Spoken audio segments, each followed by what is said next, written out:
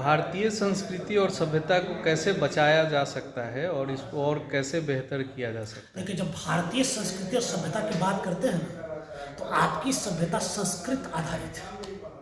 और यदि कोई देश है और उस देश की जो मूल भाषा है, यदि वह लोगों तक न पहुंचे, उस भाषा में जो साहित्य है, उस भाषा में जो धार्मिक ग्रंथ है, उनमें ही संस्कृति के सार होते हैं और वहीं से संस्कृति का जन्म होता है, वहीं से संस्कृति का निर्माण होता है। हमने सदियों से अपनी भाषा को सदा उपेक्षित रखा है। संस्कृत 1% से भी कम लोगों तक सीमित रखी गई है। इसके कारण 99% लोग संस्कृत भाषा से अपरिचित रहे, जिसके कारण हमारे जो धार्मिक ग्रंथ रहे, जिनमें भारतीय संस्कृति के पूरे हस्ताक्षर हैं, उसकी पूरी कहानी है, उसका पूरा लेखा जोखा है, अभिलेख है, उससे हम तो सदा अनभिज्ञ रहे। हम यदि चाहते हैं कि भारत की संस्कृति पुनः अपने उत्थान पर आए, पुनः अपने उच्च अट्टालिका के रूप में वो स्थापित हो, तो इसके लिए अत्यंत आवश्यक है कि आप संस्कृत में रचे गए ग्रंथों को पुनः अकादमी में डालें, बच्चों की पढ़ाई में डालें। कम से कम जैसे 108 उपनिषद है, तो 108 उपनिषद कम से कम बीए तक आते आते, ग्रेजुएशन तक आते आते 50 उपनिषद तो कम से कम पढ़वाइए। हर क्लास में कम से कम 2 उपनिषद तो पढ़वाइए। 4 वेद की बात करते हैं कि वेद ये है, वेद वो है, ऋग वेद ये है, ऋग वो है, तो सिर्फ तारीफ ही कीजिएगा, प्रशंसा ही कीजिएगा कि उसको पढ़वाइएगा लोगों को।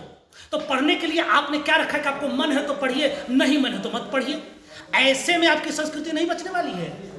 संस्कृति बचाना एक युद्ध है, एक मिशन, एक अभियान है, और इस अभियान के तहत आपको करना होगा युद्ध स्तर पर काम। तो जैसे ऋग्वेद, तो ऋग्वेद के कम से कम 1 अध्याय को तो पढ़वाइए हर क्लास में। हिंदी और संस्कृत दोनों भाषा में पढ़वाइए। हाँ, वहां पर रखिए, दोनों भाषा में उसको पढ़वाइए। आपके पास कितने धार्मिक ग्रंथ है जहां पर संस्कृति बिखरी पड़ी है। आप कहते हैं कि भारतीय संस्कृति कब कैसे बचेगी? आपको संस्कृति के बारे में पता क्या है? क्या पता है आपको? आपकी संस्कृति संस्कृत के ग्रंथों में पड़ी हुई है, और जब तक उन ग्रंथों को आप अपने मस्तिष्क में नहीं डालेंगे, अपनी जीवन शैली में नहीं लाएंगे और उनका ज्ञान नहीं रखेंगे, आपकी संस्कृति नहीं बचने वाली है। आप देखिए ना, भारत के उत्तर भारत में आप देखिए, जो लोग भी अपनी भाषा का प्रयोग करते हैं वो हिंदी भाषी लोग हैं, और हिंदी भाषी लोगों में 99% शब्द उर्दू के आते हैं। कैसे आपकी संस्कृति बचेगी? मैं उर्दू के विपक्ष में नहीं बोल रहा हूँ, मैं ये बोल रहा हूँ कि आपकी अपनी तो कोई भाषा ही नहीं है।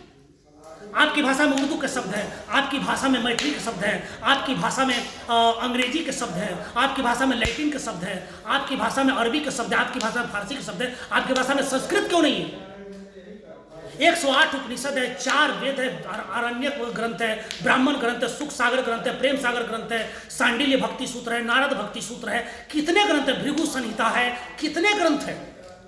और इन ग्रंथों में से कितनों की जानकारी है? सिर्फ कबीर के 4 दोहे रट लेने से कुछ नहीं होगा, और गीता के कर्मण्यवादी का रस्ते श्लोक रटने से कुछ नहीं होगा। आपको इन्हें अपने साथ समाहित करना होगा, अपने जीवन में उतारना होगा, और इन ग्रंथों को पढ़ना होगा, और पढ़ करके इस पर विवेचन करना होगा, डिस्कशन करना होगा, और तब आपको पता चलेगा आपकी संस्कृति कितनी महान है। आपको तो सिर्फ कहने से महान है, किसी ने कह दिया हमारी संस्कृति बहुत महान है, आप उसको कंडीशन, आपके माइंड में वो कंडीशन हो गया, आप वो दोहराना शुरू कर दिए, आप अपनी संस्कृति के संबंध में कुछ नहीं जानते। जब तक अपनी संस्कृति का ज्ञान नहीं देगा, और ज्ञान ये तब होगा जब आप संस्कृत के ग्रंथों को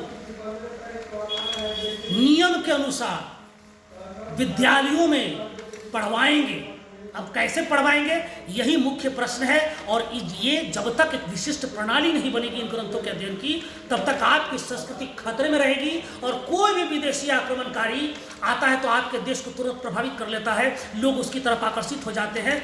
कोई भी आया तो उसकी भाषा हम लोग अंगीकृत कर लेते हैं, अपनी भाषा के प्रति एकदम उदासीन रहते हैं। इसका एक ही कारण है कि हम लोग अपनी मूल भाषा की महानता को जानते ही नहीं। अतः आप चाहते हैं कि आपकी संस्कृति बचे, तो इसके लिए संस्कृत को बचाइए और संस्कृत के ग्रंथों को अपने जीवन में उतारिए। धन्यवाद।